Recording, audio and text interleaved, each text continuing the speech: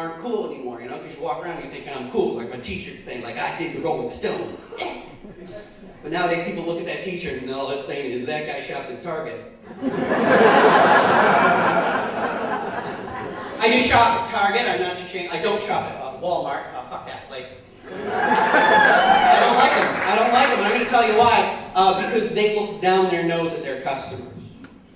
Do you know that the in-house brand of blue jeans at Walmart is called Faded Glory?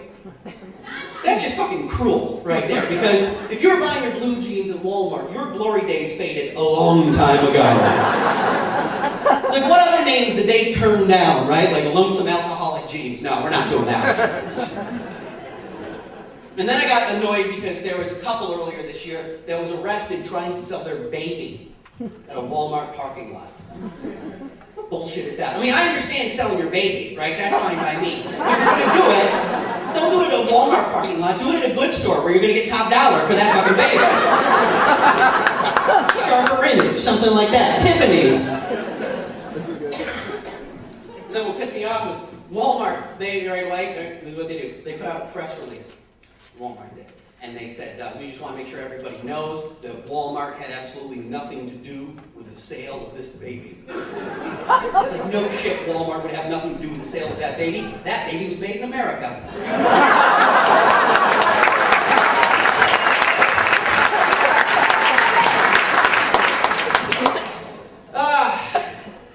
Tell you a little bit about myself. I'm 32 years old. I was born in 1979. 1979, I believe, was the year of the dragon. I can't be sure because I don't have a placemat next to me. But I'm a married man also. I got married 2 years ago. Usually people applaud at that. That's why I paused. No, it's too late. I've been married for 2 years, and I think enough time has passed that I can now say with authority that the best thing about being married is getting engaged. All downhill from there. No. I talk about being married on stage, but you know how hard that makes it to get laid on the road? I don't cheat. I don't. You know, my wife makes me say that. I don't. I have been 100% faithful to my wife, if you let me round up.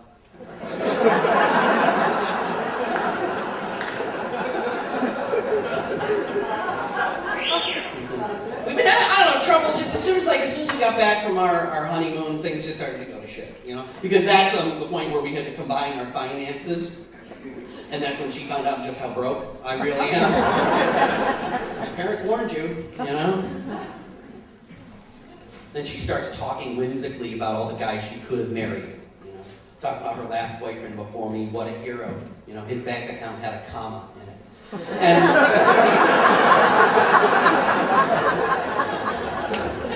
And then she tells me about the big fish, the one that got away, an internet millionaire she dated, could have married an internet millionaire. Yeah, this guy came up with the world's first gay paraplegic website called fruitsandvegetables.com.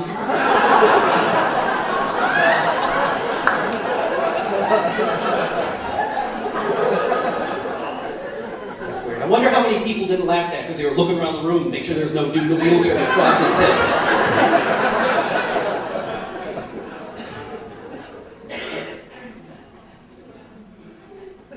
It's nice to be here. I like the Berkshires. How many people are from the Berkshires? Right, applause, yeah? It's good. It's nice to be back. So I noticed now that I've been married 2 years, I think that's the point where people start to ask you if you're going to have children. You know, when are you going to have babies? You're going to have children, and we're not. We're not. My wife and I, we decided. Well, not right now. What we decided is we are not going to have a baby until we are absolutely certain that that baby is the only thing that will save our marriage.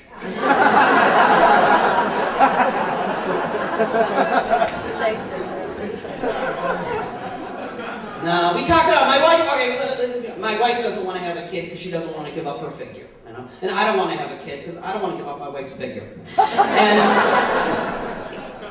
so we came to the decision, but then we had to tell our families. You know, we had to break it to everybody that we aren't going to have kids, and that didn't go well. My mother took it the worst. My mother actually tried to bargain with us. Berkshire. My mother said, well, what if you were to conceive a child in a lab and I were to carry it to term for you? That's the God's honest truth. She said that to me.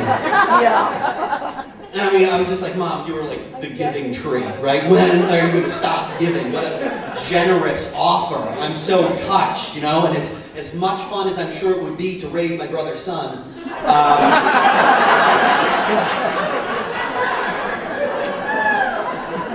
I'm going to have to turn you down, right? Because, I don't know, call me old-fashioned, but I think the only time in my life that it's appropriate for my mother and my sperm to come in contact is when she was doing my laundry.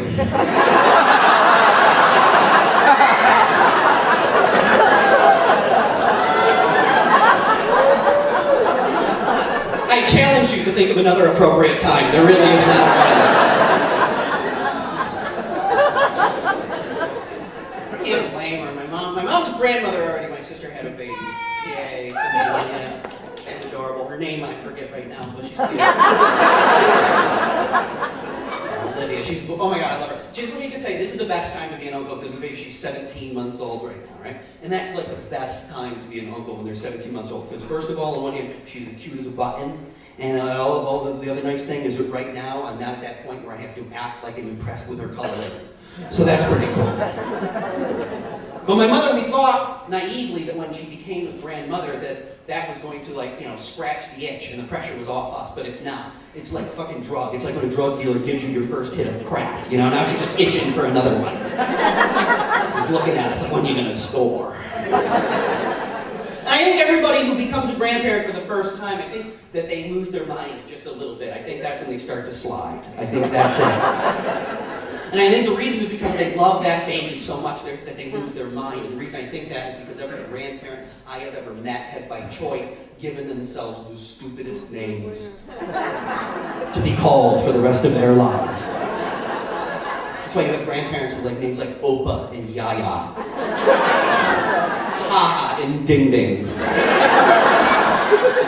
These are not names for adult human beings. These are names for panda bears at the zoo.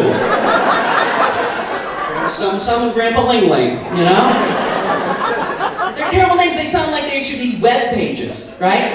Like at some point in our history, somebody said, oh, where's Google these days? She went to Florida with Yahoo.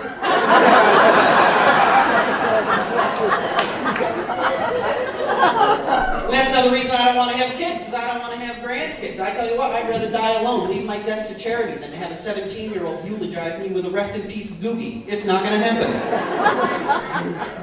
And the thing that you don't realize is that it's embarrassing as shit for your grandkids. Because we have to refer to you for the rest of your lives by your stupid name that you chose, and we had nothing to do with it.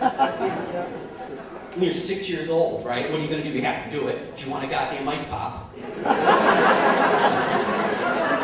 And then your friends are making fun of you, right? And they're laughing, but you know they got a dum-dum and a U-Haul back home too.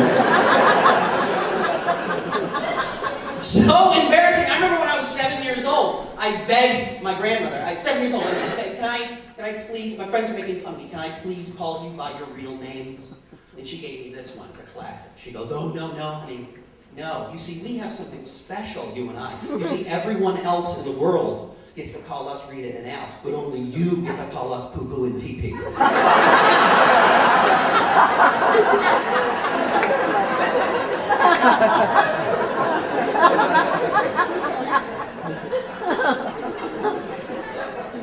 I don't like people. I'm just going to leave it at that. I don't like people. I'm going to qualify that, but more and more I just realize, I get annoyed with people who take their jobs too seriously, especially when they have a shitty job. They take that shit too seriously. Like, I was driving up here, and I was driving up to Taconic, and there's a straightaway, and there was guys that were doing work like the lawn, like mowing the lawn on the side of the Taconic, right? And they're guys, and they're doing fucking manly work. They're in the sun, and they're working on shit, and they're laying tar, right? The guy who annoys me is the one who's right at the front with the two flags. Right? So I'm driving, right? I'm about 150 yards away, and the guy gives me the slow down button. Apply a little pressure to the brake. All right. Does it again. Yeah. Okay, I'm gonna humor you a little more. A third time. Hey, asshole, it's 150 yards and we've had an interaction 3 times. How the fuck fast could I be going? So I'm going past this guy at a crawl, right? After the 3rd time I go to crawl, and he gets me, and what the fuck? If I was going slower, I would be in reverse at this point. Oh, and I was so pissed off. If I wasn't running late for a gig, I literally would have turned around, come back, and whipped past him 90 miles an hour with my door open. Fuck that guy. And this is my question. The guy in the boat crew with the flags, does he have like seniority? Has he been laying tar for so long that now he gets to wind out his days like a stud farm just doing this shit all day? Or is he somebody's retarded brother that they just had to hire and then stand there with flags?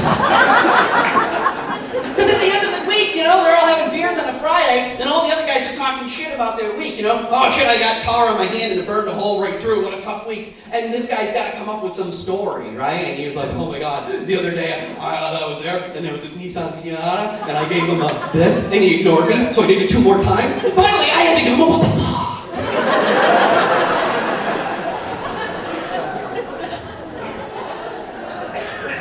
Goddamn fool. Yeah! That's probably somebody in my family because it sounded drunk. Who was it? We all have that same slur.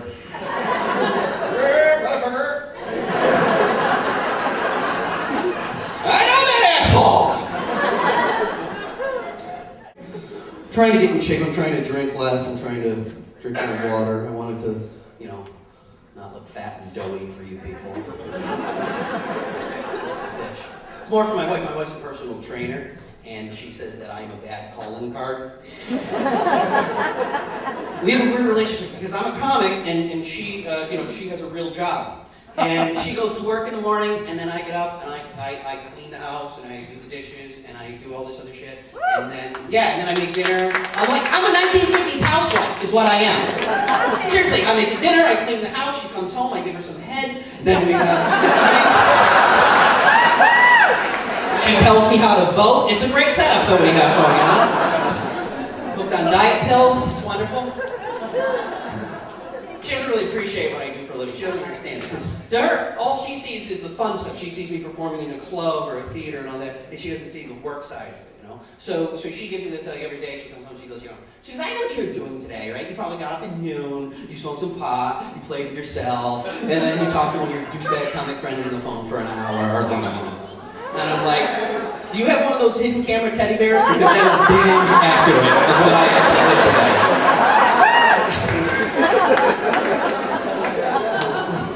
It's eerie. Yeah, we got a cat. Our cat is adorable. His name is Archie. He's the cutest little thing you've ever seen. He loves me so much. He does. My cat, let me just tell you, every day when I go to bed, this cat climbs the bed, walks up the length of my body, cuddles himself up on my chest to go to sleep for the night, listening to my heartbeat. So, oh my god, you gotta picture him. Ginger hair, pointiest little ears you've ever seen, right? He gets up there, he moves the blankets around just so, he starts purring, and I'm in heaven, right? And it's so cute. And then he turns and he puts his asshole right in the tip of my nose.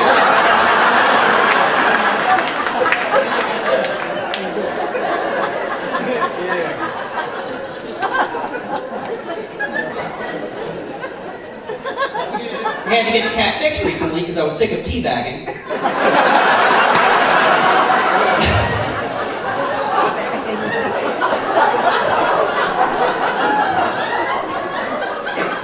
It's just the way it is.